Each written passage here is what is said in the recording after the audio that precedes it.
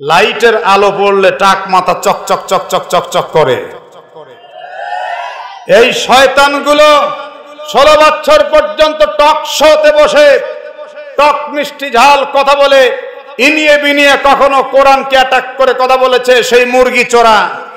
এরপরে কখনো বা আবার আল্লাহর রাসূল নিয়ে বাজে বাজে মন্তব্য করেছে। আমরা আজকে চাঁপাইনবাবগঞ্জের মাটি থেকে তাদেরকে ঘোষণা দিয়ে জানিয়ে দিতে চাই, আর কোনদিন কোন হারামজাদা যদি এই বাংলার মাটিতে আমার রাসূল নিয়ে বাজে মন্তব্য করে, কোরআন নিয়ে বাজে মন্তব্য করে, তাকে জিন্দা মাটিতে পুঁতে ফেলে দেওয়া হবে, ছাড় দেওয়ার কোনো অপশন নাই।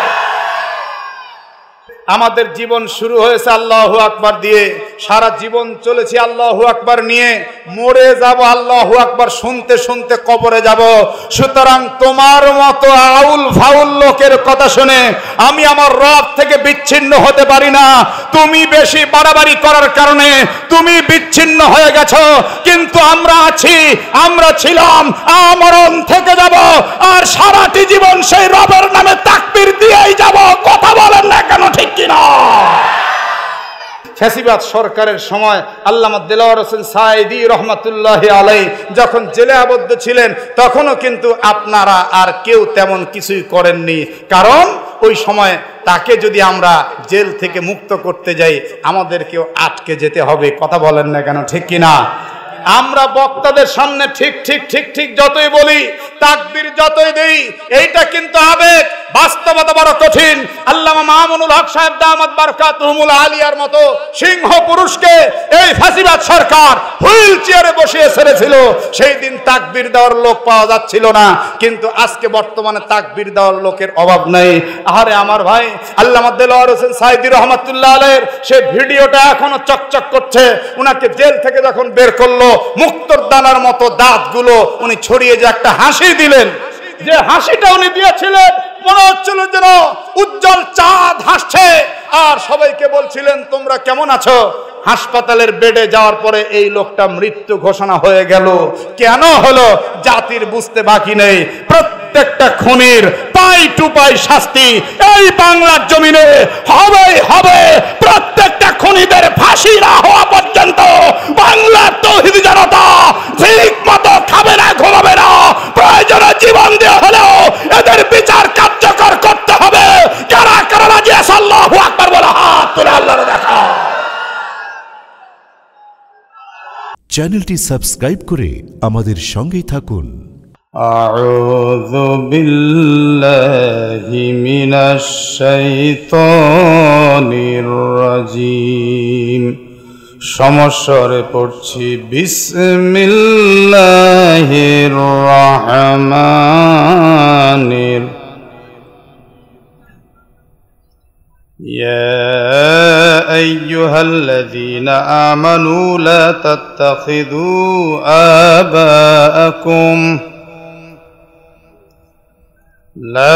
تتخذوا آباءكم وإخوانكم أولياء إن استحبوا الكفر على الإيمان ومن يتولهم منكم فأولئك هم الظالمون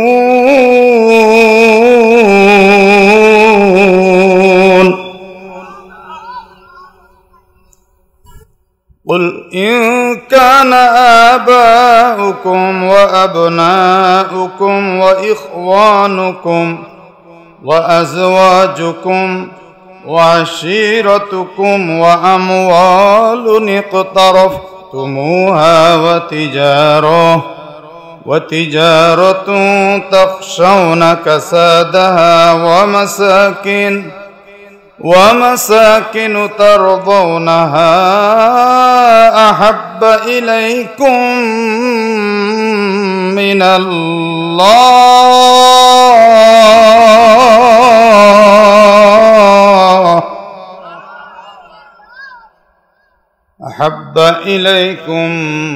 من الله ورسوله وجهاد وجهاد في سبيله فتربصوا حتى يأتي الله بأمره والله لا يهدي القوم الفاسقين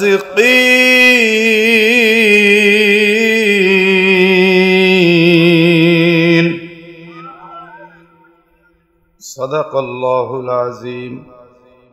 এই বাংলাদেশেও 16টি বছর যাবত টকশোর চেয়ারে বসে বসে এক শ্রেণীর শয়তান, যাদের মাথার মধ্যে কোনো মাল ছিল না, লাইটের আলো পড়লে টাক মাথা চকচক চকচক চকচক করে, এই শয়তানগুলো 16 বছর পর্যন্ত টকশোতে বসে টক মিষ্টি ঝাল কথা বলে, ইনিয়ে বিনিয়ে কখনো কোরআনকে অ্যাটাক করে কথা বলেছে, সেই মুরগি চোরা। এরপরে কখনো বা আবার আল্লাহর রাসূল নিয়ে বাজে বাজে মন্তব্য করেছে। আমরা আজকে চাঁপাইনবাবগঞ্জের মাটি থেকে তাদেরকে ঘোষণা দিয়ে জানিয়ে দিতে চাই, আর কোনোদিন কোন হারামজাদা যদি এই বাংলার মাটিতে আমার রাসূল নিয়ে বাজে মন্তব্য করে, কোরআন নিয়ে বাজে মন্তব্য করে, তাকে জিন্দা মাটিতে পুঁতে ফেলে দেওয়া হবে, ছাড় দেওয়ার কোনো অপশন নাই।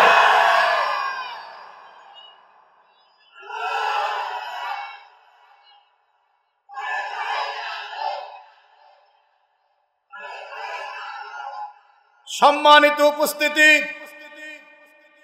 আমি বলতে চাই, আমার মাকে যদি কেউ গালি দেয় তাও কিছুক্ষণের জন্য মেনে নিতে পারবো, আমার বাবাকে যদি কেউ গালি দেয় তাও কিছুক্ষণের জন্য মেনে নিতে পারবো, কেউ যদি কারো পীরকে গালি দেয় তাও মেনে নেওয়া যাবে, কিন্তু আমার রাসূলকে আমি জীবনের চাইতে বেশি ভালোবাসি, নবীকে গালি দিলে মেনে নিতে পারি না। সেই রাসূলকে গালি দিচ্ছে হেজাজ নগরীর ইহুদির বাচ্চা আবু রাফে। অনেকে হয়তো ভাববেন হুজুর কি কল্পকাহিনী শুরু করলেন? জি না, আমার অভ্যাস, আমি কোরআন দিয়ে হাদিস দিয়ে কথা বলি, এটা আমার অভ্যাস। আমি আজে বাজে কথা পছন্দ করি না, বলতেও জানি না। যে কথাটা আমি উপস্থাপন করছি বুখারী শরীফ জিলদে সানি কিতাবুল মাগাজি থেকে সহিহ হাদিস আপনাদেরকে শোনাচ্ছি। আল্লাহর নবী সাল্লাল্লাহু আলাইহি সাল্লাম সাহাবায়ে কেরামদেরকে বললেন, ওগো আমার সাহাবারা, হেজাজ নগরীর ইহুদি আবু রাফে তোমাদের নবীকে গালমন্দ করে, নবী রাসূলদেরকে নিয়ে যারা গালমন্দ করে তারা হয় শাতিমে রাসূল, আর শাতিমে রাসূলদের শাস্তি হলো, আসমানি ফয়সালা হলো, ওই লোকটাকে কতল করতে হবে, শেষ করে দিতে হবে, ওর বাঁচার কোনো অধিকারে পৃথিবীর মধ্যে নেই। তোমরা এমন কেউ কে আছো আবু রাফেকে হত্যা করতে পারো? সাহাবায়ে কেরামদের মধ্যে একদম পিন পতন নীরবতা চলছে, কেউ কোনো কথা বলছেন না। মাঝখান থেকে একজন সাহাবা দাঁড়িয়ে গেলেন, তার নাম হযরতে আব্দুল্লাহ ইবনু আতিক রাদিয়াল্লাহু আনহু। উনি দাঁড়িয়ে বললেন, নবীজি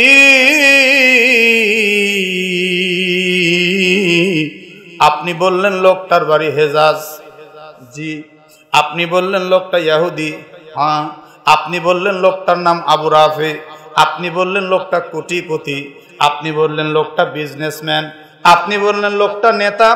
সেই লোকটা নিজের দাপট দেখিয়ে আপনাকে গালমন্দ করে। আমি আপনার সামনে বলছি, আমি আব্দুল্লাহকে হুকুম করতে দেরি, কিন্তু আমি আব্দুল্লাহ কিছু দেখব না, হেজাজ দেখব না, মক্কা দেখব না, মদিনা দেখব না, আমি আবু রাফে দেখব না, আমি ইহুদি দেখব না, আমি কাউকে দেখব না। সে মুসলমান হোক আর না হোক, সে কোটিপতি হোক, গরিব হোক, ধনী হোক আর ফকির হোক, আপনি হুকুম দেবেন আমার নবীকে গালমন্দকারী সেই শাতিমে রাসূলকে আমি সঙ্গে সঙ্গে সাইজ করে দেব। এই সাহাবার নমুনায় আমাদের ঈমানটা এমন চাঙ্গা হওয়া উচিত, আমি যতক্ষণ বেঁচে থাকবো আমার চোখের সামনে আমার রাসূলকে, ইসলামকে, কোরআনকে নিয়ে কেউ কটাক্ষ করবে, মসজিদ মাদ্রাসা নিয়ে কটাক্ষ করবে, আমি তাকে ছেড়ে দিয়ে কথা বলবো না। এটাই মুসলমানের ঈমানের জোর হওয়া দরকার ছিল। সামনে থেকে আমাদের ইমানটা এমন হওয়া উচিত কিনা বলেন? আর কতকাল ঘুমিয়ে থাকবেন? 16 বছর পর্যন্ত আমরা কোরআনের মাহফিলে নারায়ে তাকবীর আল্লাহু আকবার দিলেও সাইড থেকে এক শ্রেণীর শয়তান ফুসফিস করে বলে, হুজুর এই আল্লাহু আকবারের মধ্যে জঙ্গি জঙ্গি গন্ধ করে। কি গো, নাউজুবিল্লাহ করবেন না? 16 বছরে সব ভুলে গেছে ভাই, 16 বছরে সব ভুলে। আসলে তো ভুলারই কথা, ফেরাউনি কায়দায় চলেছে, তো কথা কন না কেন? তো ভুলে গেছেন, অসুবিধা নাই। আল্লাহর কোরআনে আল্লাহ বলেছেন ও রব্বাকা ফাকাব্বির, কাব্বির সিগায়ে আমর। আল্লাহ পাক আদেশসূচক শব্দ দিয়ে বলছেন তোমার রবের তাকবীর বলতে থাকো। এই তাকবীর চলেছে নামাজে প্রতিদিন 5 টাইমস, 5 ওয়াক্ত 5 বার। আমরা নামাজের প্রত্যেক রকনে রকনে উঠতে বসতে কি বলি? হলো না আল্লাহকে শুনিয়ে দেন, কি বলি? আজানের শুরুতে কি বলি? ইকামতের শুরুতে কি আছে? ঈদের নামাজে অতিরিক্ত তাকবীর কি বলা হয়? জানাজায় কি বলা হয়? এরপরে আমরা যখন পৃথিবীতে এসেছি আমাদের এক কানে আজান আর এক কানে ইকামত দেওয়া হয়েছে। সুতরাং একটু বলুন আজান ইকামতে কি আছে? ওরে মুসলমান, বুঝতে হবে আমাদের জীবন শুরু হয়েছে আল্লাহু আকবার দিয়ে, সারা জীবন চলেছি আল্লাহু আকবার নিয়ে, মরে যাব আল্লাহু আকবার শুনতে শুনতে কবরে যাব। সুতরাং তোমার মতো আউল ফাউল লোকের কথা শুনে আমি আমার রব থেকে বিচ্ছিন্ন হতে পারি না। তুমি বেশি বাড়াবাড়ি করার কারণে তুমি বিচ্ছিন্ন হয়ে গেছো, কিন্তু আমরা আছি, আমরা ছিলাম, আমরণ থেকে যাব, আর সারাটি জীবন সেই রবের নামে তাকবীর দিয়েই যাব। কথা বলেন না কেন, ঠিক কিনা?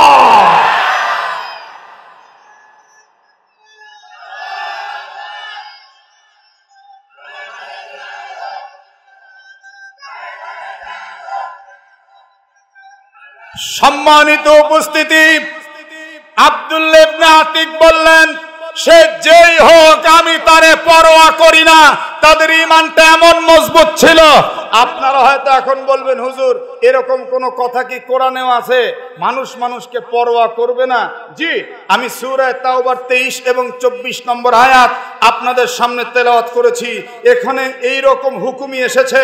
আল্লাহ সুবহানাহু ওয়া তাআলা বলছেন ইয়া আইয়ুহাল্লাযীনা আমানু, হে ঈমানদারগণ, লা তাত্তাখিযু, তোমরা গ্রহণ করবে না, আবাউকুম, তোমাদের বাপ দাদাদেরকে।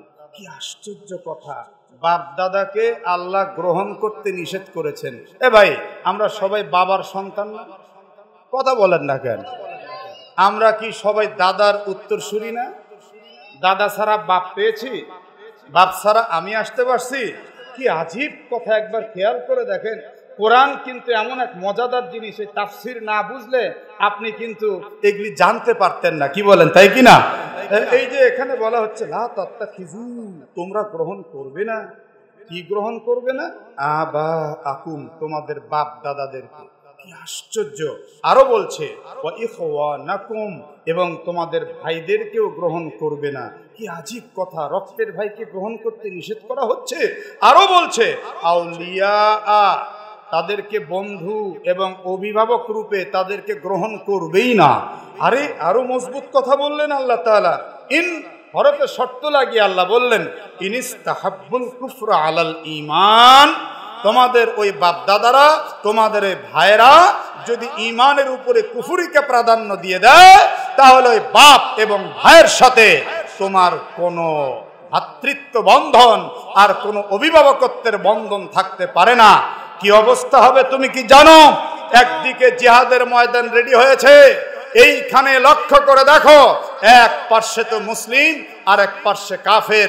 উভয় দল তলোয়ার, নাঙ্গা তলোয়ার নিয়ে দাঁড়িয়ে আছে, অথবা AK-47 নিয়ে দাঁড়িয়ে আছে, অথবা রকেট লঞ্চার নিয়ে দাঁড়িয়ে আছে, একে অপরকে শেষ করে দিবে। কিন্তু মুসলিমদের পক্ষে ইমানদার ছেলে, কাফেরদের পক্ষে কাফের বাবা। সেখানে বাপ পুত্রের কোনো পরিচয় থাকবে না। হতে পারে ছেলে তার বাপকে ইসলামের জন্য শেষ করে দিবে, হতে পারে কাফের বাবা কুফরের জন্য তার ছেলেকেও শেষ করে দিবে। ফায়াকতুলুনা ওয়া ইউকতালুন ওয়াদান আলাইহি হাক্কান ফিত তাওরাতি ওয়াল ইনজিলি ওয়াল কুরআন। বাপ ছেলের পরিচয় জিহাদের ময়দানে থাকবে না। তোমার ঈমান নাই, তুমি আমার বাবার পরিচয় জিহাদের ময়দানে দিয়ে কোনো কাজ হবে না। বাপের চাইতে ঈমান বড়।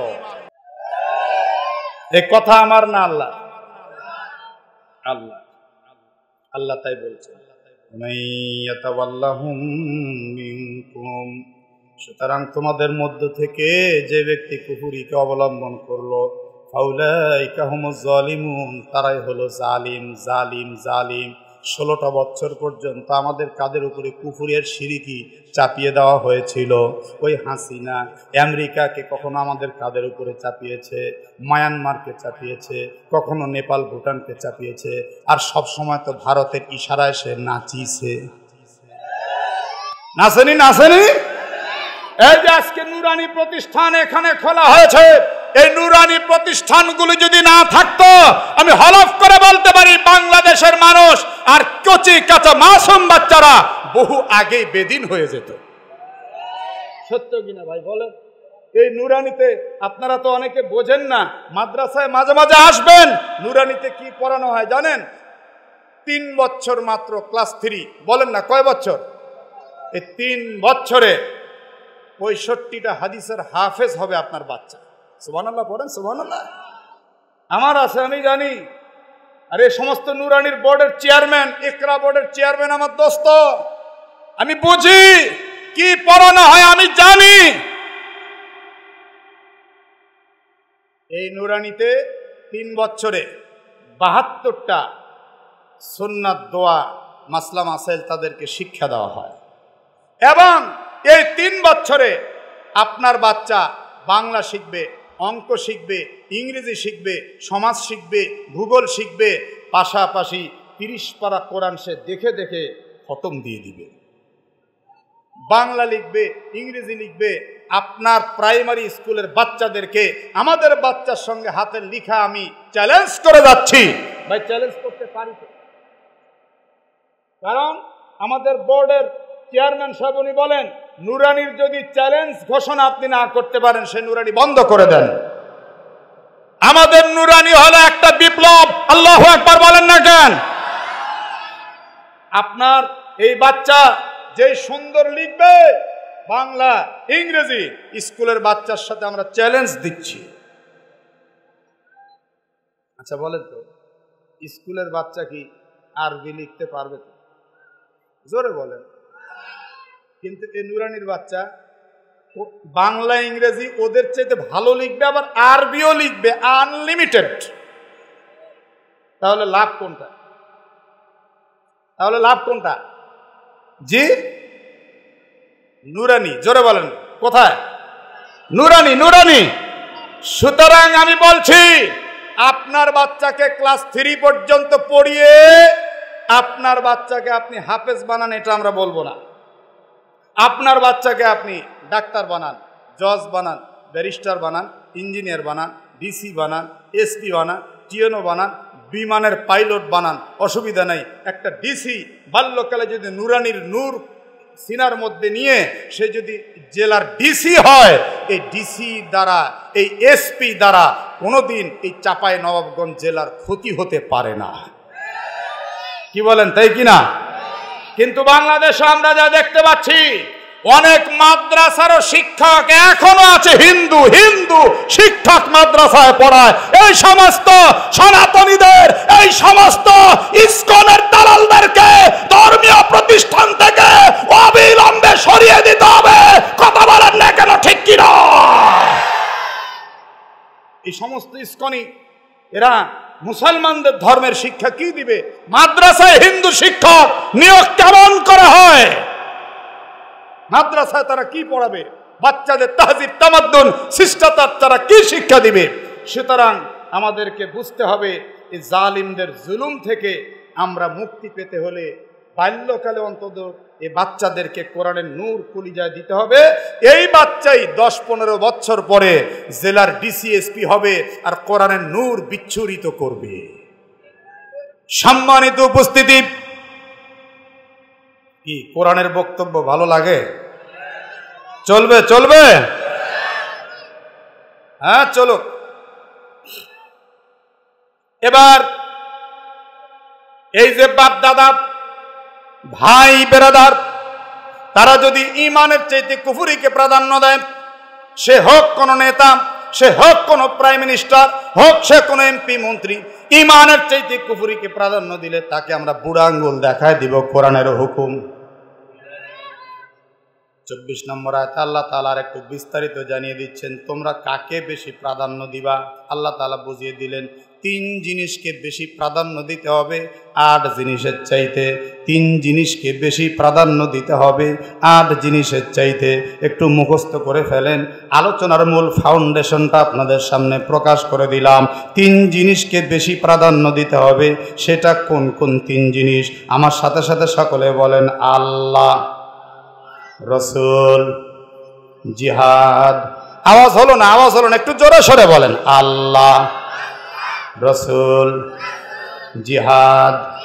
আল্লাহ, রসুল, জিহাদ, আল্লাহ, রসুল, জিহাদ, আল্লাহ, রসুল, জিহাদ। মুখস্থ হয়েছে? মুখস্থ হয়েছে? ওয়াজ শোনা খুব সহজ যদি পরীক্ষা না নেওয়া হয়। আর হুজুররা পরীক্ষা নিলে পারতেছি না তো হুজুর। আপনি বলেন হুজুর আমরা আসি হুজুর, না না অত সহজ না। আমার বক্তব্য আপনার মগজে ঢুকায় দেওয়া আমার দায়িত্ব, আমল করবে কি না করবেন সেটা আপনার ব্যক্তিগত ব্যাপার। তাহলে 3 জিনিসকে বেশি প্রাধান্য দিতে হবে। কয়টা জিনিস? এই পিছনে যারা বসে আছেন এক আওয়াজে বলেন, কয়টা জিনিস? 3টা।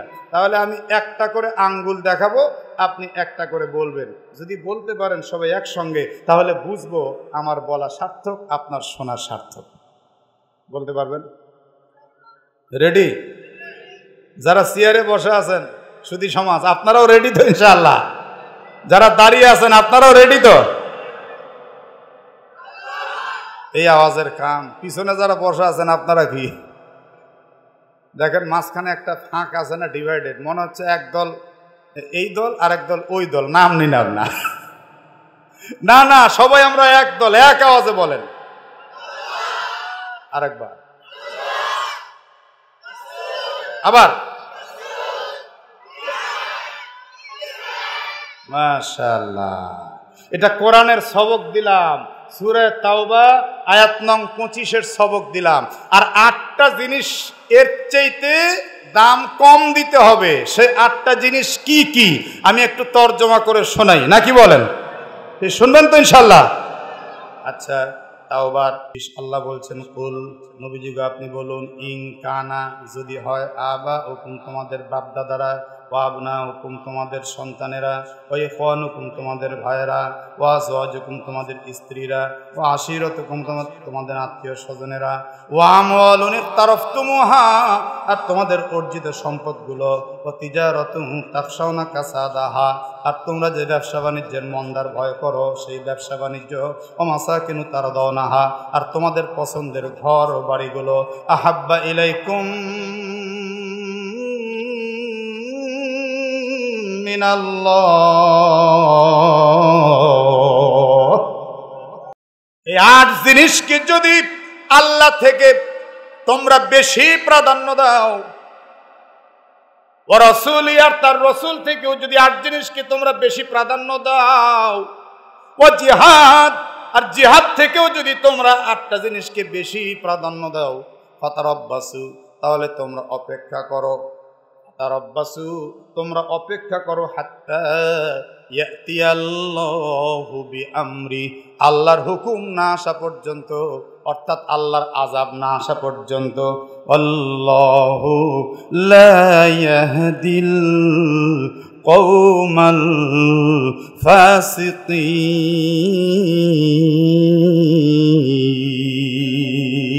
ফাসিকিন। আল্লাহ তাআলা ফাসিক সম্প্রদায়কে হেদায়েত দান করেন না। এক আওয়াজে জোরে সোরে বলে দেন, হেদায়েত দেওয়ার মালিক কে? আরো জোরে, জোরসে বলেন, জোরে সোরে সবাই জবান খুলে বলেন তো, আকাশ কার? জমিন কার? চন্দ্র কার? সূর্য কার? আমি কার? আপনারা কার? জমিন কার? হুকুম চলবে কার? চলে কার? আল্লাহর হুকুম চলে। কি কইল রে আল্লাহ? তালে তালে খালি বললে হবে না, এই বাংলার পার্লামেন্টে মিস্টার আব্রাহাম লিঙ্কনের তৈরি করা মতবাদ চলছে, একটাও আমার রবের কোরআনের আইন না। ঠিক বাড়ি গিয়ে কইেন, কি বউয়ের সাথে কি রাগারাগি করছেন নাকি? বলেন বলেন, পার্লামেন্টে কোরআনের কোনো আইন আছে? যদি থাকতো তাহলে অবশ্যই বেগম পাড়ায় বাড়ি হতো না, আর টিউশনি করা বউ বিদেশ গিয়ে 2 বাড়ি বানাইতে পারতো না। কত দেখি কার বউ টিউশনি করে বাড়ি বানাইছে? ওই যে আমার সচেতন যুবক কইছে রে, যখন ঠেলা দিছে এত কিছু কেমনে করলেন, আমার বউ টিউশনি করছে। আরে বাবা, তাহলে তো ভালোই হতো রে বা, টিউশনি করে কোটিপতি এই বাংলাদেশে। এখন সৌদি আরবের রিয়ালের চাইতে বাংলাদেশের টাকা প্রায় 35% কমে গেছে, আর সেই বাংলায় বসে টিউশনি করে বিদেশে বাড়ি। ওরে বাবা রে, যাতা কথা। চোরের মন, জোরে কম, চোরের মন। না না, পুলিশ পুলিশ আর কইেন না, এতদিন ছিল র্যাব। জোরে কম, কি ছিল? চোরের মন। হ্যাঁ হ্যাঁ, এই রে বাপরে বাপ। আমার ভাইরা একটু খেয়াল করে শোনেন, এই যে 8টা বিষয়ে বলা হলো, এই আইনগুলি যদি আজকে থাকতো, আমি এখন এই 8টার মধ্যে থেকে একটা স্লোগান আপনাদের কলিজায় গেঁথে দিতে চাচ্ছি। সেটা হলো, আমি প্রত্যেকটা বিষয় আপনাদেরকে বলবো বাপদাদার চেয়েও, আমি বলবো বাপদাদার চেয়েও, আপনারা বলবেন নবীর দাম বেশি। 3টা তো একসঙ্গে বললে আর স্লোগান হবে না, একটাকে আমরা বেছে নিলাম ওই আয়াতের আলোকে। কুল ইন কুনতুম তুহিব্বুনাল্লাহ ফাত্তাবিউনি ইত্তাবিউনি। সুবহানাল্লাহ, জোরে কর। কোরআনের বাইরে আমি কিচ্ছু বলবো না আপনাদেরকে, ইনশাআল্লাহ। তাহলে আমি যদি বলি বাপদাদার চেয়েও, আপনারা কি বলবেন? নবীর দাম বেশি। বলতে পারবেন? বলতে পারবেন? দেখি কে কে বলতে পারবেন না, হাত দেখি। দেখছেন, তাও এরকম।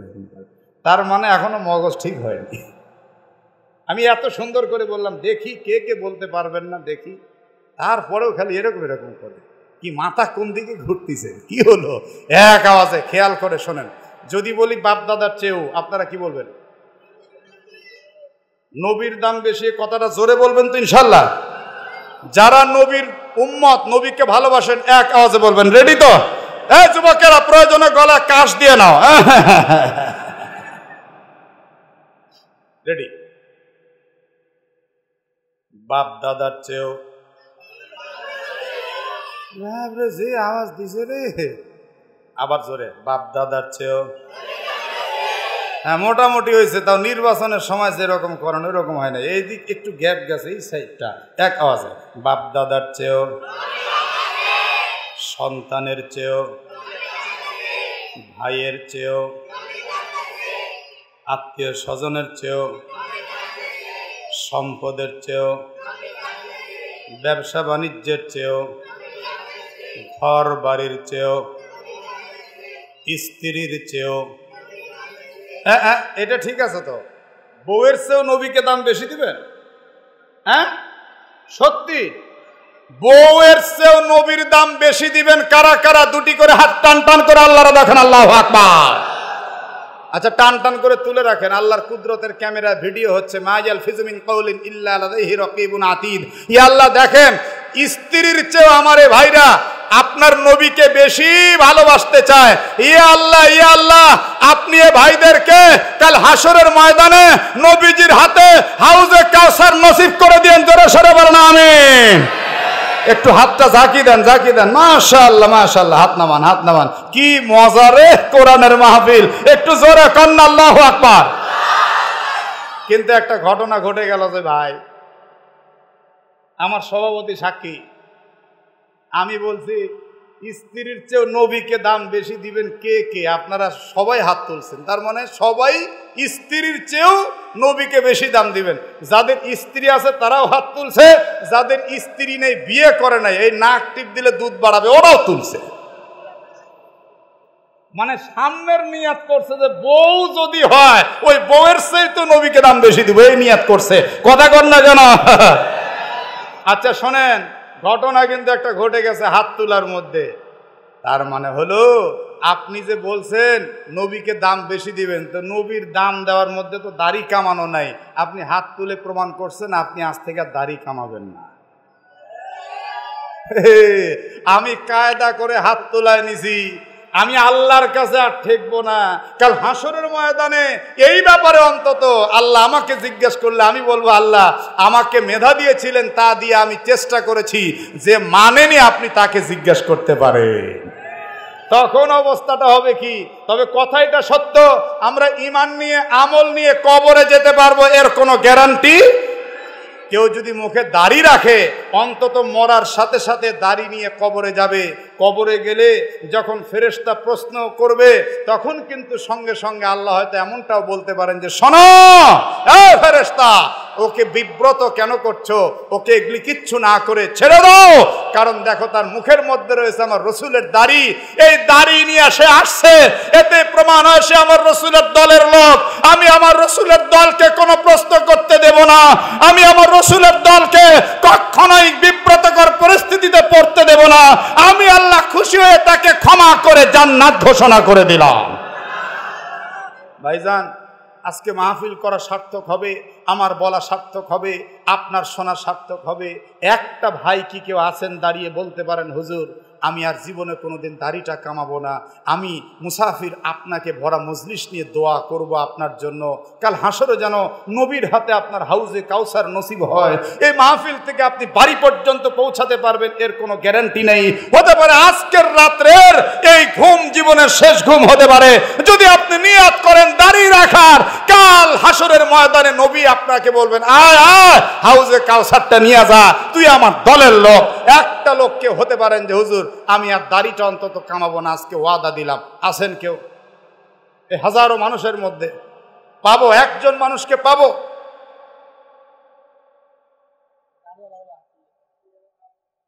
যার দাড়ি নাই আমি তাকে বলছি, আছেন কেউ?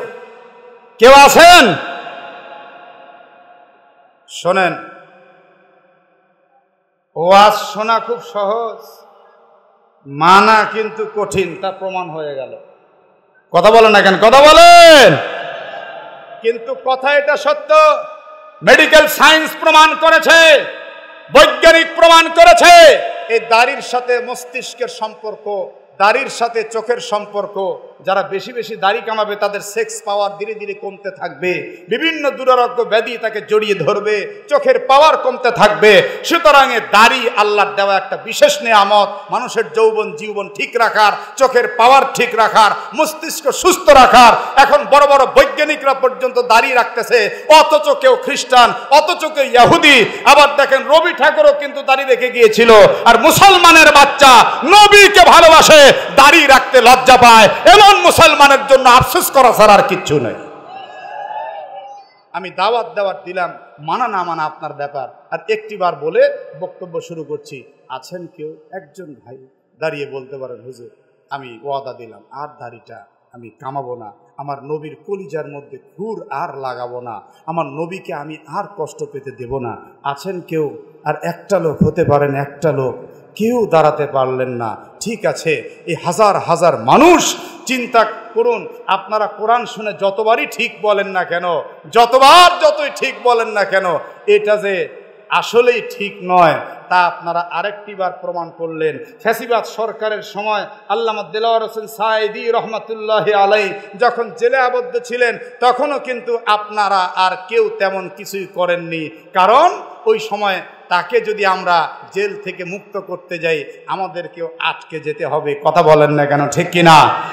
আমরা বক্তাদের সামনে ঠিক ঠিক ঠিক ঠিক যতই বলি, তাকবীর যতই দেই, এইটা কিন্তু আবেগ, বাস্তবতা বড় কঠিন।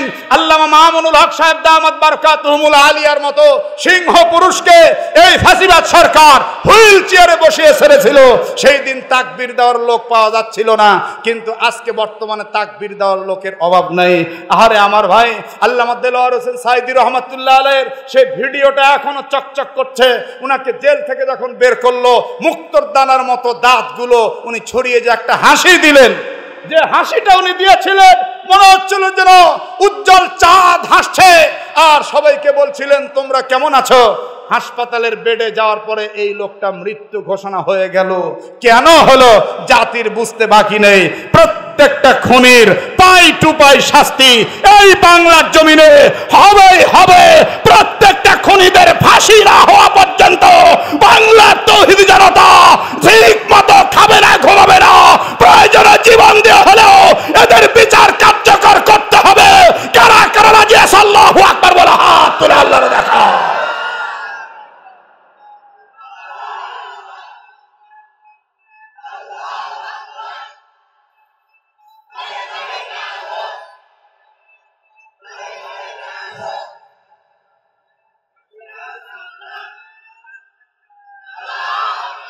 সম্মানিত উপস্থিতি, কলিজাটা ফেটে যেতে চায় বলে কথাগুলো বলি, এমনি বলি না, বাস্তবতার নিরিখে বলি। হযরতে আব্দুল্লাহ ইবনে আতিক বললেন, আপনি খালি হুকুম দেন, সে ইহুদি হোক, বড় নেতা হোক, কোটিপতি হোক, আমি তাকে শেষ করে দিব। কথাটা মনে আছে না নাই? মনে আছে না নাই? আমার বক্তব্য যারা শুনে আসছেন আরো 20 বছর আগে থেকে আমি এই একই ধাঁচে বক্তব্য করি। এক বিষয় নিয়ে আমি কথা তুলি, এক বিষয়ে শেষ করে দেই। আমার বক্তব্য ইনশাআল্লাহ লাইনচ্যুত হওয়ার কোনো চিন্তা নেই। আপনারা ভুলে গেল, আমি ভুলবো না। আব্দুল্লাহ ইবনে আতিক বললেন, ইয়া রাসূলুল্লাহ, ইয়া হাবিবাল্লাহ, মেহেরবানি করে আপনি আমাকে হুকুম দেন, আমি এই মুহূর্তে রওনা দিব। আব্দুল্লাহ এই কথা বলতে আল্লাহ নবী একটু মুস্কি হাসলেন, হেসে বললেন, একা একা যাওয়ার দরকার নাই, এই মুহূর্তে আমি তোমার সঙ্গে আরো 5 জন সঙ্গী দিয়ে দিচ্ছি। 5 আর 1 কত হলো? 6 জনকে নিয়ে তুমি চলে যাও। 6 জনকে নিয়ে উনি রওনা দিলেন। রওনা দিয়ে হেজাজ নগরীর প্রধান গেটের মধ্যে উনি যখন দাঁড়ালেন, তখন কিন্তু সূর্য একদম লাল টকটক হয়ে আসছে, ডিমের কুসুমের মতো, সূর্য ডুবু ডুবু ভাব। এমন সময় সবাই মিলে দেখতে পাচ্ছেন হেজাজ নগরের মানুষগুলি চারণভূমিতে তাদের উট গাধা দুম্বাগুলো চড়িয়ে চড়িয়ে গেটের মধ্যে প্রবেশ করাচ্ছে।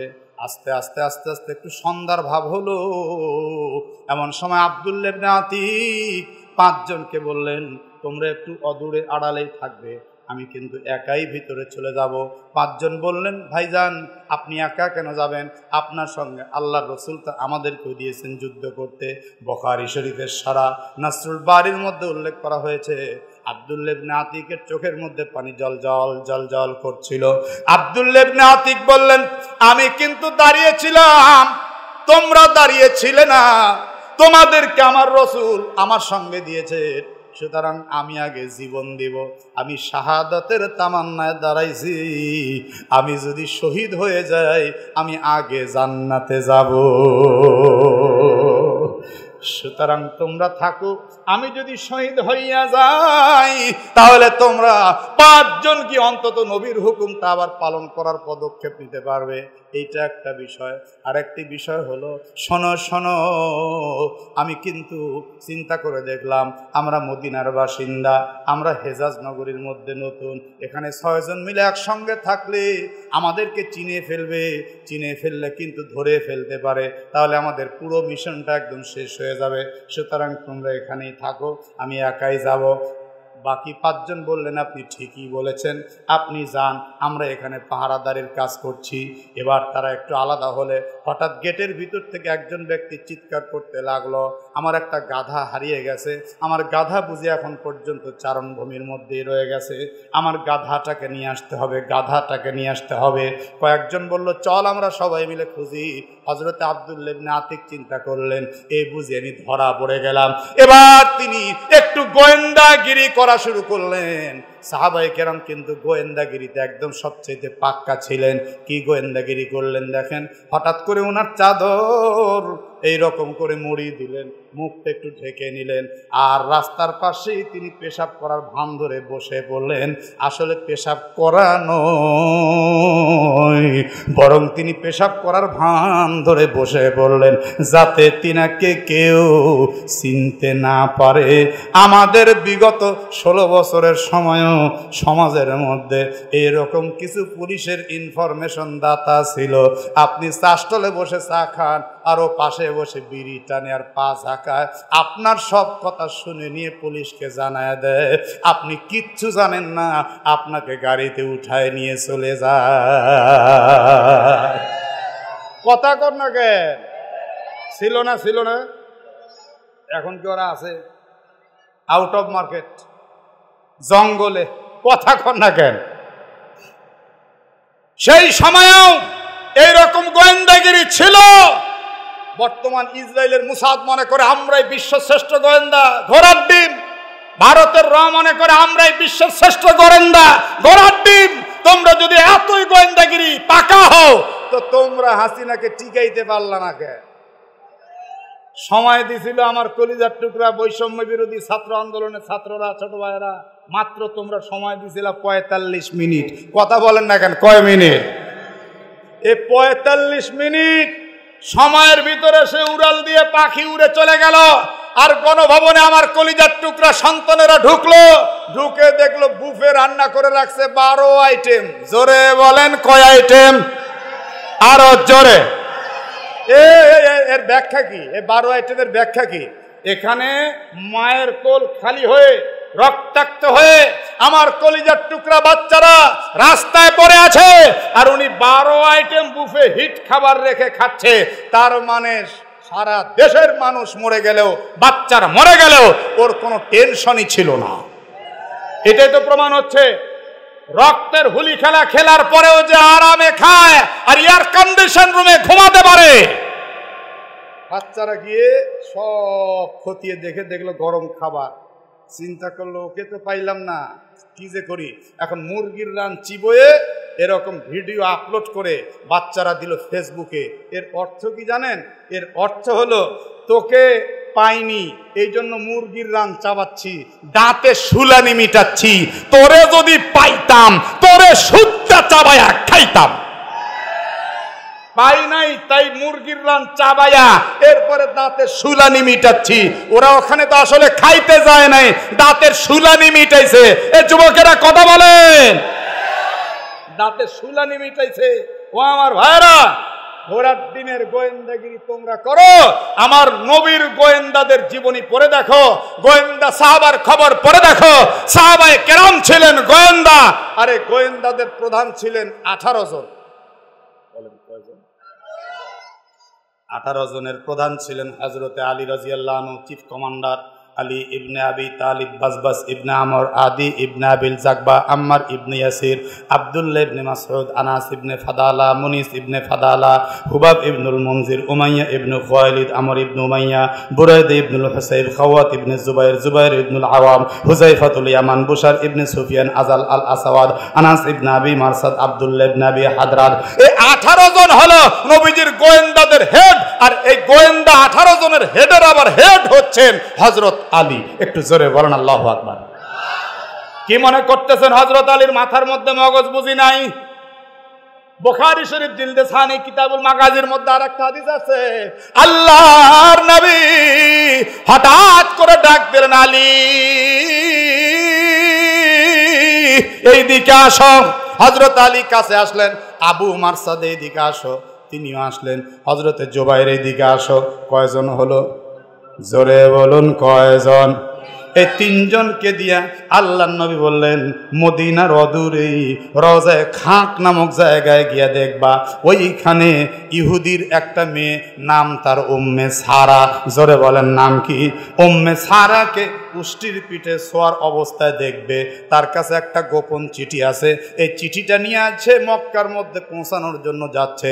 সে যদি মক্কায় পৌঁছিয়ে দেয় মদিনার বড় ক্ষতি হবে রে আলী, ওই চিঠিটা উদ্ধার করতে হবে এবং উম্মে সারাকেও আমার কাছে ধরে নিয়ে আসতে হবে, তারও বিচার করতে হবে। হযরত আলী রাদিয়াল্লাহু আনহু আল্লাহর নবীর হুকুমে 3 জন মিলে এক জামাত বেঁধে রওজায়ে খাক নামক জায়গায় গেলেন। যাওয়ার পরে দেখলেন হ্যাঁ উম্মে সারা উষ্টির পিঠে। হযরত আলী বললেন, নামো তাড়াতাড়ি। মেয়েটি নেমে বলছে, কি চাই আমাকে, কেন তোমরা নামাইলা? মনে হয় যেন ভাজা মাছটা উল্টিয়ে খেতেও জানে না। হযরত আলী এবার বললেন, আমরা আল্লাহর নবী মুহাম্মদুর রাসূলুল্লাহর পক্ষ থেকে আসছি, আপনারা একটু বলুন তো ইহুদি সম্প্রদায় আল্লাহর রাসূলকে চিনে না? চিনে না? তাদের ইনজিল, তাদের তাওরাত, তাদের জবুরের মধ্যে আল্লাহর নবীর কথা আল্লাহ তাআলা উঠিয়ে দিয়েছেন। সূরা বাকারার মধ্যে আল্লাহ তাআলা বলেছেন, ইয়ারিফুনাহু কামা ইয়ারিফুনা আবনাআহুম, নিজের সন্তানকে তারা যেমন চিনে তার চাইতেও ভালো চিনে আমার নবীকে। ওই উম্মে সারাও চিনে। এবার উম্মে সারা মুস্কি হাসি দিয়ে বলছে, ঠিক আছে বুঝলাম, মুহাম্মদুর রাসূলুল্লাহর পক্ষ থেকে আসছো, কিন্তু কি চাই? আমি একটা মহিলা, আমার কাছে কি চাই? হযরত আলী তখন বললেন, আল্লাহর নবী বলেছেন তোমার কাছে একটা চিঠি আছে, চিঠিটা আমাকে হ্যান্ড ওভার করো, তাড়াতাড়ি আমাকে দাও। এবার বলছে, আমার কাছে কোনো চিঠি নেই, তোমাদের নবী যা বলেছে তা ভুল বলেছে। মুসলমানের বাচ্চা যারা এখানে বসে আছি, একটা চিৎকার করে বলেন তো, আমার নবী জীবনে কোনোদিন ভুল বলতে পারে? হতে পারে? হতে পারে? কখনো যদি কেউ বলে সূর্য আজকে পূর্ব দিক থেকে উঠবে, পশ্চিম দিক থেকে নয়, পশ্চিম দিক থেকে উঠবে, পূর্ব দিক থেকে নয়, এই কথাও কোনো সময় বিশ্বাসযোগ্য হতে পারে, কিন্তু আমার নবীর কথা ভুল, এটা আমরা মরে গেলেও মানতে পারি না। নবীর কথায় কোনো ভুল? জোরে বলেন, নবীর কথায় কোনো ভুল? কারণ নবীর প্রত্যেকটা কথা কার থেকে আসে? জোরে বলতে হবে, কার থেকে আসে? আল্লাহর থেকে আসে। সেই কথা ভুল হবে কেমনে? এখন বুখারীর শরা, এখন একটা কথা বলবো, হাদিসের ব্যাখ্যা, রাগ করবেন আপনারা? হ্যাঁ, নাসরুল বারীতে এসছে যে মহিলারা অনেক ক্ষেত্রে নিজের অবস্থান আর সম্মানকে টিকিয়ে রাখতে নবী রাসূলদের বিরুদ্ধেও মিথ্যাচার করে থাকে। সব মহিলা না, কিন্তু অনেক ক্ষেত্রে অনেক মহিলা এমনও আছে, স্বামীর সাথে মিথ্যা বলে, শ্বশুর শাশুড়ির সাথে মিথ্যা বলে। আপনি 50,000 টাকার একটা বান্ডিল রাখলেন আপনার স্ত্রীর কাছে, জরিনার মা এই টাকাটা রাখো, প্রয়োজন হলে আবার নিবানি। আচ্ছা ঠিক আছে। পরের দিন আপনার শ্যালক আসছে বেড়াতে, সকালবেলা, দুপুরে খেয়ে বিকালবেলা যখন চলে যায়, আপনার স্ত্রী জরিনার মা ওই 50,000-এর বান্ডিলের ভিতর থেকে একটা নোট 500 টাকা বের করে বলল, যা এটা নিয়ে যা, তোর হাত খরচ লাগে, তোর দুলোভাই কিছু বুঝবে না। 100 নোটের ভিতর থেকে একটা টান দিল, কি এমন হবি? টাকা চোর মহিলা বাংলাদেশে আছে না নাই? তাহলে সবচেয়ে বড় টাকা চোর কে? মহিলা। মহিলাদের মধ্যে সবচেয়ে বড় টাকা চোর কে? রেজাল্ট দিছে, একটু জোরে বলেন কে? আরো জোরে, জোরসে বলেন।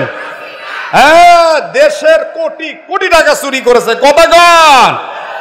আমার ভাইরা, 1 সপ্তাহ পরে স্বামী এসে স্ত্রীকে বলছে, টাকার বান্ডিলটা দে রে জরিনার মা। টাকার বান্ডিলটা নিল, নেওয়ার পরে একটু গুনে দেখতেছে একটা নোট কম।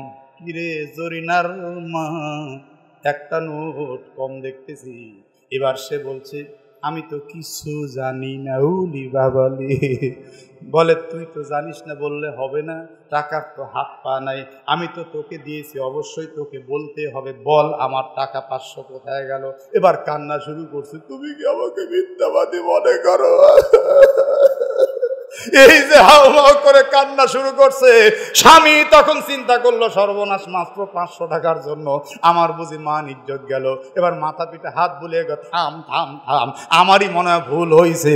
মনে মনে কয়, রে বেড়া, তুই তো জানিস না কি হয়েছে। কথা কন আছে না? আমার মা বোনেরা চিন্তা করতেছে, এই ওয়াজ কই বাইল রে। কি আপনারা কি করেন? মহিলা মিথ্যা কথা কয়? কিছু ক্ষেত্রে অনেক মহিলা আছে না? আছে না নাই? আমার সাথে একটু বলেন তো কোরআনের শব্দ বলেন। ফেরাউন, এই প্রত্যেক অক্ষরে 10টা করে নেকি পাবেন ভাই। ফেরাউন কোরআনে আছে না? কোরআনের শব্দ এই নিয়াতে উচ্চারণ করলে সওয়াব হবে।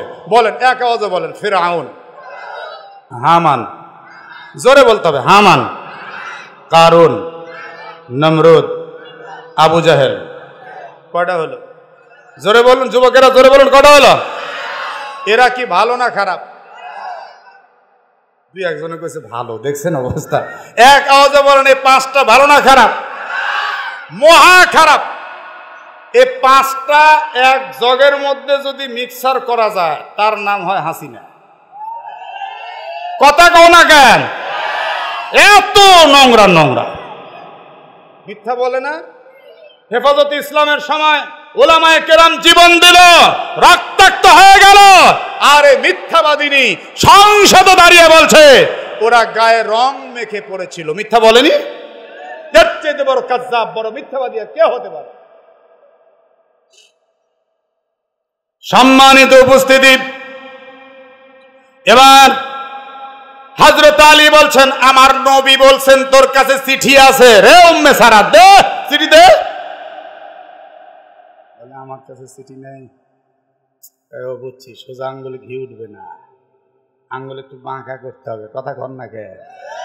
এবার বলতেছে কি করবা? বলে তোর মাথা থেকে পা পর্যন্ত কাপড় খুলে তারপরে চেক করে চিঠি বাইর করব। আপনারা বলেন তো, নবীর কোনো সাহাবা কোনো মেয়ের গায়ে হাত দেওয়া কোনোদিন দিতে পারে?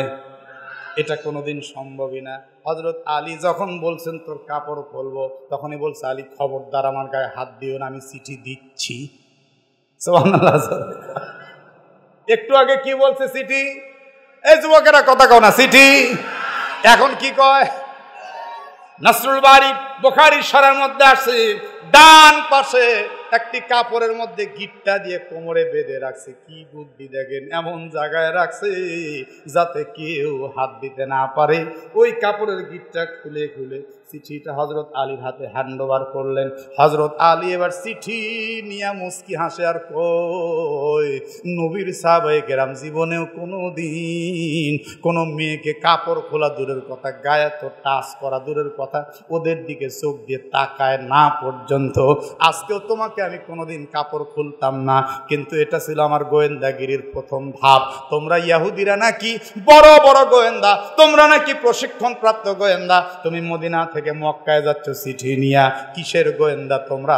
আমি কেবল গোয়েন্দাগিরির প্রথম ধাপ দেখাইলাম, তাতে কলকল কলকল করে চিঠি দিয়ে দিলা। তোমার কি লজ্জা শরম নাই? তুমি তো আমার কাছে মিথ্যা বলেও পার পাইতে পারলা না। তাহলে বুঝে থাকলে একটু জোরে সোরে বলুন তো, নবীর সাহাবাদের চাইতে বড় গোয়েন্দা কেউ কি হতে পারে? কখনোই না। হযরত আলী বললেন চল, তুই এখন আমার কয়েদি, নবীর কাছে চল, দেখা যাক এই মহিলার নবীর কাছে নিয়ে কি বিচার হয়। আর চিঠিটার মধ্যে কি লেখা ছিল, চিঠিটা কে তাকে দিল, কেন সে মদিনা থেকে মক্কায় নিয়ে যাচ্ছিল, এইটা আলোচনার আলাদা বিষয়। আমি বলতে চাচ্ছিলাম, নবীর প্রত্যেকটি সাহাবায়ে কেরাম গোয়েন্দাতে একদম পাকা ছিলেন। হযরত আলী ছিলেন গোয়েন্দাদের হেড, আর আব্দুল্লাহ ইবনে আতিক চাদর মুড়ি দিয়া রাস্তার পাশে পেশাবের ভান ধরে বসে গেছে, মনে আছে?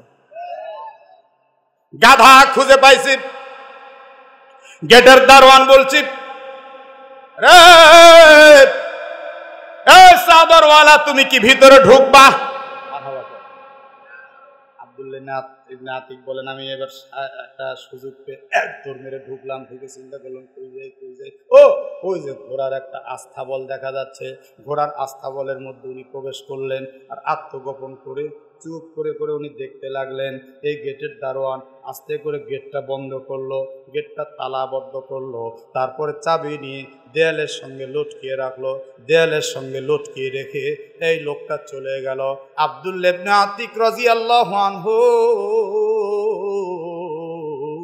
এইবার দেখলেন রাত্রি একটু অন্ধকার ভাব হতে আশেপাশের কিছু মানুষজন আবু রাফের বাড়ির সিঁড়ি বেয়ে দোতলায় উঠতে লাগলো। দোতলায় উঠে মদ আর ভুড়ি ভোজ আরম্ভ করে দিল। মদ খেয়ে মাতলামি অবস্থায় আমার নবীকে মাঝে মাঝে জোরে জোরে গালাগালি শুরু করে দিয়েছে। আব্দুল্লাহ ইবনে আতিকের পায়ের রক্ত যেন মাথায় উঠল। উনি রাগে থরথর করে কাঁপছিলেন, কিন্তু কিছুই বলতে পারছিলেন না। কিন্তু উনি তো সহ্য করতে পারছেন না। এরা অট্ট হাসি দিয়ে আমার নবীকে গাল মন্দ করছে। করছে। এক পর্যায়ে রাত্রি গভীর যখন হলো, আবু রাফের বাড়ির দোতলা থেকে সিঁড়ি বেয়ে বেয়ে যার যার বাড়ি চলে গেল। নেমে চলে গিয়ে একদম নীরবতা অবলম্বন চলছে গোটা এলাকার মধ্যে। হযরতে আব্দুল্লাহ ইবনে আতিক চিন্তা করলেন, আর দেরি করা যায় না, এই শয়তানটা ঘুমাবার আগে আমার কাজ সারতে হবে।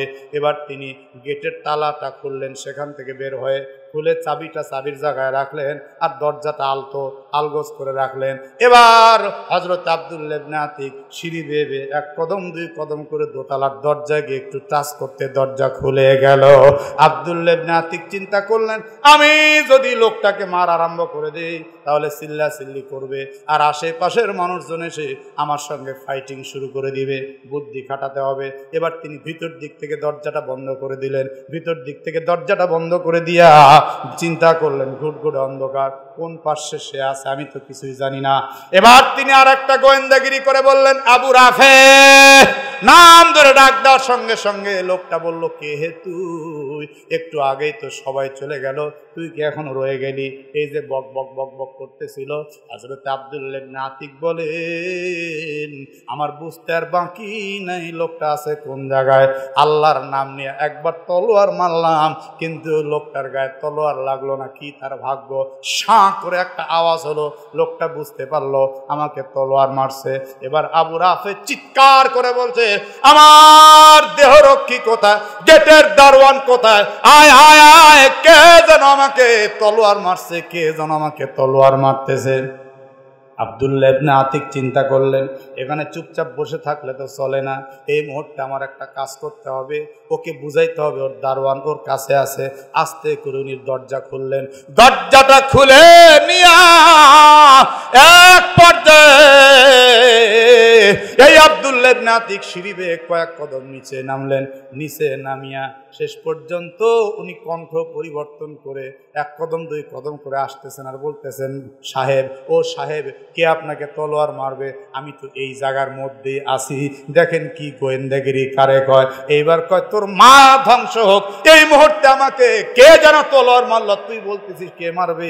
আমি দেখতে পাচ্ছি কে যেন আমাকে তলোয়ার মারছে, কিন্তু বুঝতে পারলাম না। এই যে এতগুলো কথা সে বলে যাচ্ছিল।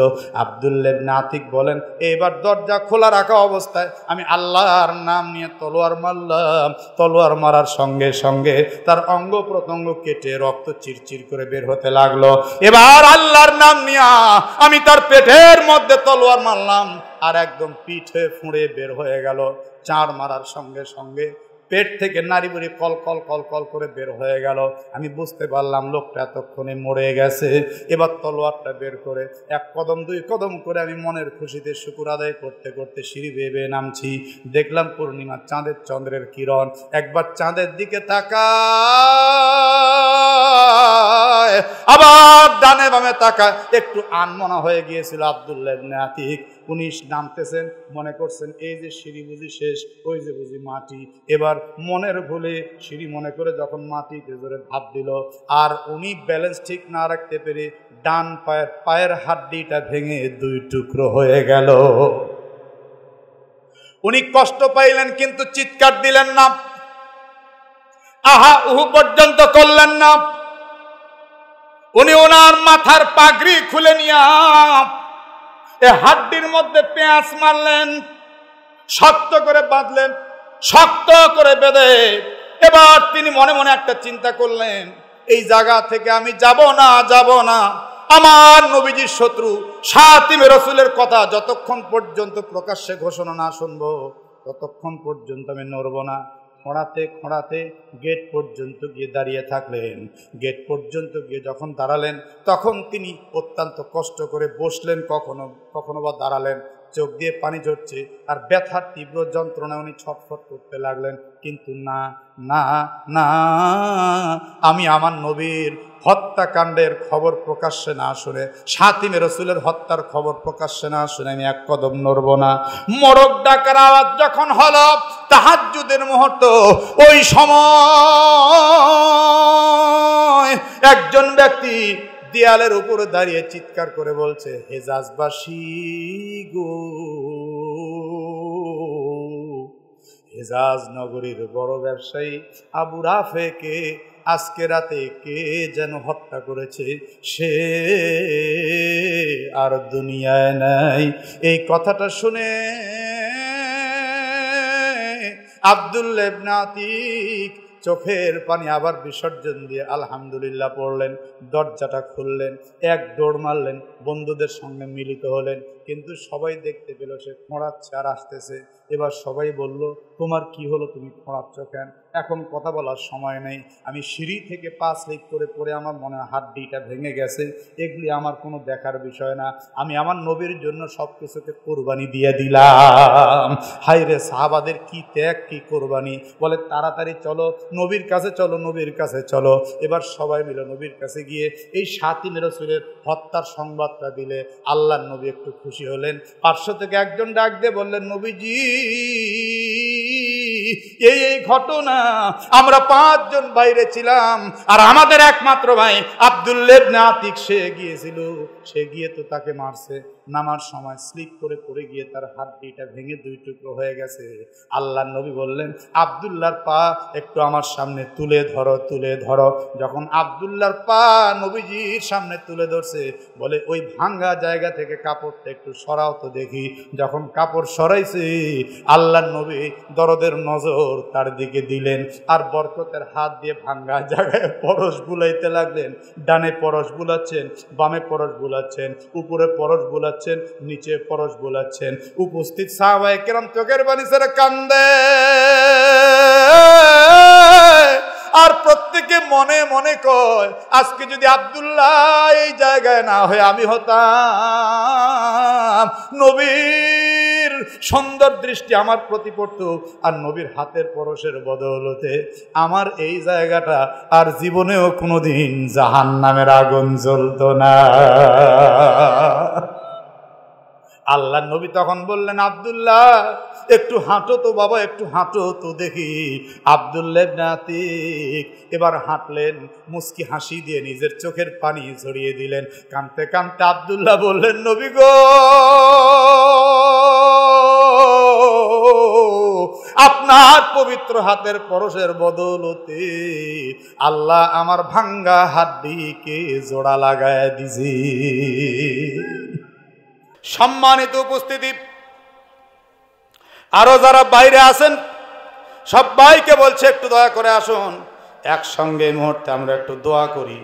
দোয়ার আগে এবার খেয়াল করে শোনেন, হযরত আলী রাদিয়াল্লাহু আনহু আল্লাহর নবীর দরবারে এবার উম্মে সারাকে ধরে নিয়ে গেছে। উম্মে সারাকে ধরে নিয়ে যাওয়ার পর আল্লাহর নবীকে চিঠি হস্তান্তর করা হলো।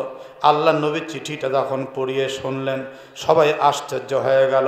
এই চিঠির মধ্যে প্ল্যান প্রোগ্রাম করা ছিল, কবে মদিনা থেকে মক্কা আক্রমণ করা হবে, ফাতে মক্কা কি করে করা হবে, কত সংখ্যক সাহাবায়ে কেরাম যাবে, কবে যাবে, কিভাবে যাবে, কোন রাস্তা দিয়ে যাবে।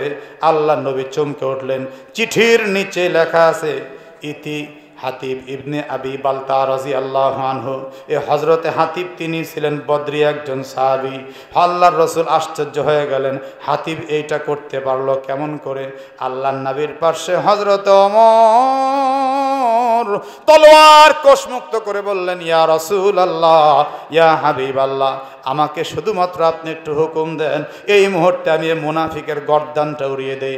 আল্লাহর নবী তখন বললেন, ওমর তাড়াতাড়ি তলোয়ার নামাও, খবরদার খবরদার এমন কথা বলিও না।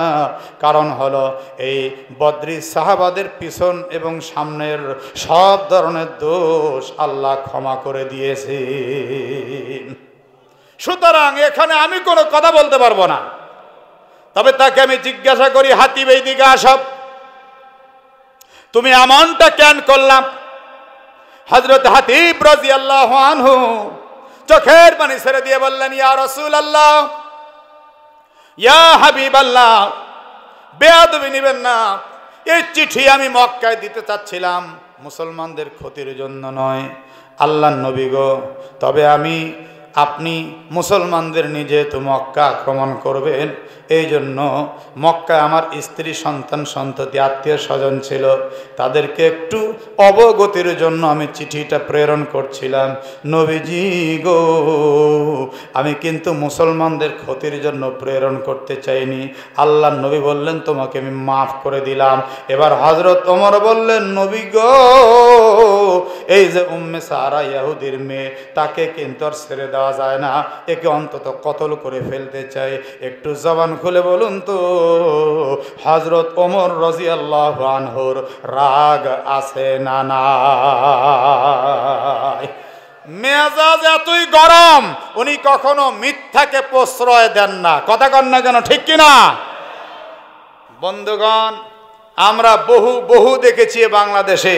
আমরা আগামীর সরকার চাই হযরত ওমরের মতো একটা সরকার। রাজি আছেন না? রাজি আছেন না? নয় সিল মারলে এবার দেখে শুনে মারতে হবে, যাকে তাকে আর সিল দেব না। বহু পট্টিওয়ালা দেখছি, বহু তসবিওয়ালা দেখছি, আর কাউকে দেখতে চাই না। আগামীর সমাজ চাই কোরআনের সমাজ। কথা বলেন না কেন, ঠিক কিনা? হযরত ওমরকে নবী বললেন, বাবাজি আপনি একটু থামেন, আমাকে বলতে দেন। হযরত ওমর মাথা নিচু করলেন, চুপচাপ ঠায় দাঁড়িয়ে রইলেন। আল্লাহর নবী বললেন, উম্মে সারা, তুমি এই চিঠি কিভাবে নিয়ে যাচ্ছিলে? হাতিবের সাথে তোমার কেমন করে কি হলো? উম্মে সারা এবার বলছেন, নবীজি আমাকে মাত্র 10টি দিনারের বদৌলতে এই চিঠিটা দেওয়া হয়েছে মদিনা থেকে মক্কা পর্যন্ত বহন করার জন্য। ইয়া রাসূলুল্লাহ, মাত্র 10টা দিনার নিয়ে আমি রওনা দিয়েছিলাম মদিনা থেকে মক্কার দিকে। চিঠির মধ্যে কি আছে আমি কিছুই জানি না। আল্লাহর নবী বললেন, খবরদার এমন ভুল আর কোনোদিন করবে না, যাও যাও যাও, তোমাকে আমিও ছেড়ে দিলাম। নবীর আদর্শ দেখুন, নবী কিন্তু ওমরকে বুঝালেন, সারা বিশ্বকে বুঝালেন, মুসলমান কখনো ব্যক্তিগত প্রতিহিংসা এর প্রতিশোধ নিতে জানে না। মুসলমান কোরআনের বিরুদ্ধে কিছু হলে আর চুপ থাকতেও পারে না। এটাই হতে হবে আজকে আমাদের সংকল্পতা। আজকের মাহফিলের যে মৌলিক আলোচ্য বিষয় হলো 8টা জিনিসের চাইতে আমরা আল্লাহর রসুল আর আল্লাহর রাস্তার জিহাদকে প্রাধান্য দেব। 8টা জিনিসের চাইতে আল্লাহর রসুল আর আল্লাহর রাস্তার জিহাদকে প্রাধান্য দেব। নবীর জন্য আমরা জীবনটাকে সদা সর্বদা প্রস্তুত রাখবো। রাজি আছি না নাই? তাহলে বলেন তো 8টা জিনিস কি কি? 3টা জিনিস কি কি? আমি একটা করে আঙ্গুল তুলবো, আপনারা বলবেন, তাহলে বুঝবো আপনাদের মনে আছে। এক আওয়াজে সামনের পিছের ডানে বামে সবাই বলেন। 1 নাম্বার, মাশাআল্লাহ, একটু জোরে বলতে হবে। 1 নাম্বার, আল্লাহ বক্তা শ্রোতা সকলকে আমলের তৌফিক দান করেন।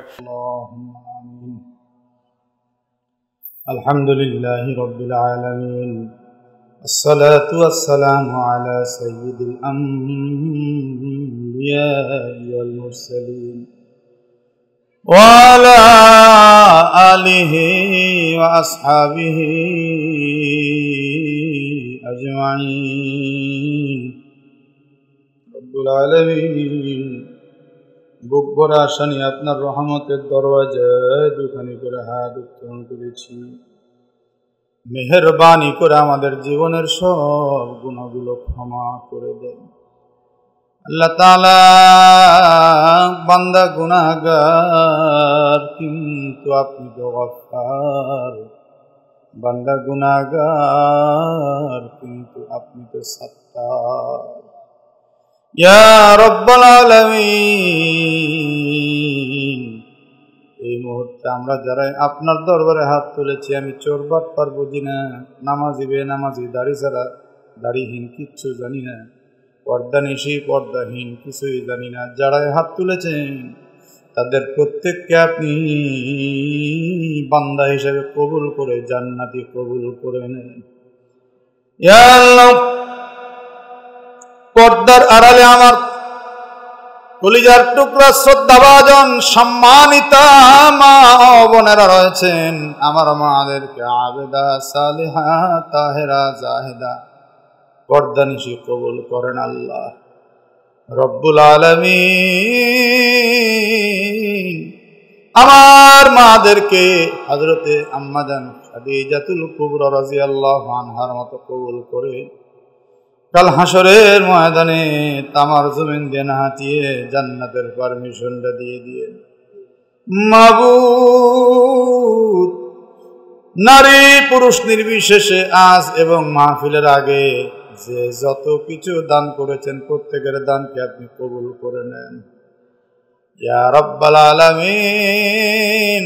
যা যা দান করেছেন তার চেয়ে অনেক অনেক গুণে আপনি বরকত দিয়ে আল্লাহ তাআলা। আল্লাহ গো, যারা বিদেশে আছে, অনেকে আছে কোরিয়ান প্রবাসী, মা বাবা ছেড়ে দেশ ছেড়ে, কেউ বা স্ত্রী সন্তান সন্ততি ছেড়ে ইয়া আল্লাহ পয়সার তাগাদে পেটের তাগাদে বাহিরে প্রবাসে পড়ে আছে। আল্লাহ তাদেরকে আপনি সুস্থ রাখেন, তাদেরকে আপনি ভালো রাখেন, হালাল কামাই রোজগারে বরকত দান করেন ইয়া আল্লাহ। ঈমান ইজ্জতে আমলে বরকত দান করেন। দেশের মানুষটা আবার দেশে ফিরে আসতে পারে তৌফিকটাও দিয়ে মাবুদ। বিদেশে থাকলে কি হবে? তারা তো দেশের মানুষকে, মাদ্রাসাকে, দ্বীনি প্রতিষ্ঠান, মাহফিলকে ভুলে নেয়। যারা আপনার দিনকে ভুলে না তাদেরকে আপনি ভুলে যায়েন না ইয়া আল্লাহ। এই মাহফিলটা শুধু এই বছর নয়, কিয়ামত পর্যন্ত আপনি কায়েম দায়েম রাখবেন আল্লাহ। আজকের মাহফিলের সভাপতি সাহেব হুজুরকে আপনি নেক হায়াত দারাজ করবেন, ঈমান ইজ্জতে আমলে বরকত দান করবেন ইয়া রাব্বাল আলামিন। এই মাদ্রাসার জমিদাতা যারা, তাদের জন্য আপনি জান্নাতের জমি বরাদ্দ করে দিয়েন ইয়া আল্লাহ। এই মাদ্রাসাকে শুধু নুরানি ইবতেদাই নয়, তথা আপনি এই মাদ্রাসাকে দ্বীনের একটি দুর্গ হিসেবে কবুল করে নিন ও মাবুদ। পত্র মাদ্রাসার খেদমতের বদৌলতে প্রত্যেকটা ঘরে ঘরে আপনি হাফেজ কবুল করবেন, আলেম কবুল করবেন, যুগশ্রেষ্ঠ বিদ্যান আপনি কবুল করে নেবেন ইয়া রাব্বাল আলামিন। এই মাদ্রাসার ম্যানেজমেন্ট কমিটির মধ্যে যারা আছেন, বিগত সময়ে যারা ছিলেন, কিয়ামত পর্যন্ত যারা আসবেন ইয়া আল্লাহ, প্রত্যেককে আপনি জান্নাতুল ফেরদাউসটা নসিব করে দিয়েন। এই মাদ্রাসাকে যারা ভালোবাসে ইয়া আল্লাহ, এই মাদ্রাসাকে যারা সহযোগিতা করে, বুদ্ধি দেয়, সময় দেয়, শ্রম দেয়, টাকা পয়সা দেয়, তাদের প্রত্যেককে আপনি দুনিয়া আখিরাত তামাম বালা থেকে হেফাজত করেন আল্লাহ ইয়া আল্লাহ। অত্র মাদ্রাসার উস্তাদ স্টাফ যারা আছেন, ছাত্রছাত্রী যারা আছেন, প্রত্যেকের সিনাটাকে আপনি এলেমের নূর দিয়ে ভরপুর করে দেন আল্লাহ। এই মাহফিলের জন্য যারা যারা খাটাখাটনি করেছেন, রাত দিনকে সমান বানিয়ে ফেলেছেন আল্লাহ, তাদেরকে আপনি কোরআনের বরকতময় জিন্দেগি দিয়ে দেন, সুস্থ রাখেন, ভালো রাখেন। বিশেষ করে মাওলানা আব্দুল কাদের ভাই, আমার প্রিয় মানুষটা, মাঝে মাঝে মাঝে মাঝে আমার সঙ্গে যোগাযোগ রাখতো, বারবার ইনফরমেশন দিত কি অবস্থা হচ্ছে মাহফিলের ইয়া আল্লাহ। আব্দুল কাদের ভাই একজন দায়ী মানুষ, সারা বিশ্বব্যাপী যেন তিনি তিনার দাওয়াতের কাজ পৌঁছাতে পারেন, কবুল করে নেন রব্বুল আলামিন। এই বাংলাদেশের উপরে শকুনের নজর পড়েছে, বাংলাদেশকে আপনি হেফাজত করেন ও মাবুদ। আগামীর নির্বাচনের মাধ্যমে বাংলাদেশের পার্লামেন্ট যেন হয় কোরআনের পার্লামেন্ট, কবুল করে নিন আল্লাহ। আল্লাহ তাআলা আর সারা পৃথিবীতে যত মুসলমান আছে, প্রত্যেকটি মুসলমানকে আপনি হেফাজত করেন। বাবা আদম থেকে নিয়ে আজ পর্যন্ত সমস্ত মুমিনিন মুমিনাতকে জান্নাতে কবুল করেন। আমাদের দাদু দাদি, নানু নানি, ফুফা ফুফি, পূর্বপুরুষ সবাইকে আপনি জান্নাতে কবুল করেন ইয়া রাব্বাল আলামিন। বিশেষ করে অত্র এলাকাবাসী যারা কবরস্থ হয়েছে, তাদের কবরগুলো জান্নাতের জন্য কবুল করে। আমার সঙ্গে যিনারা হাত তুলে আমিন আমিন করছেন, জানি না এই দুটি হাত দিয়ে কে তার জনম দুঃখিনী মাকে কবরে শোয়া দিছে? জানি না গো আল্লাহ, এই দুটি হাত দিয়ে কে তার মহাব্বতের বাবাকে কবরে শোয়া দিছে? মা হারা সন্তান, বাবা হারা সন্তানদের অন্তরের আর্তনাদকে কবুল করে মা বাবার কবরগুলি জান্নাতের জন্য কবুল করেন আমার আল্লাহ। একদিন আমরা সবাই মরে যাব,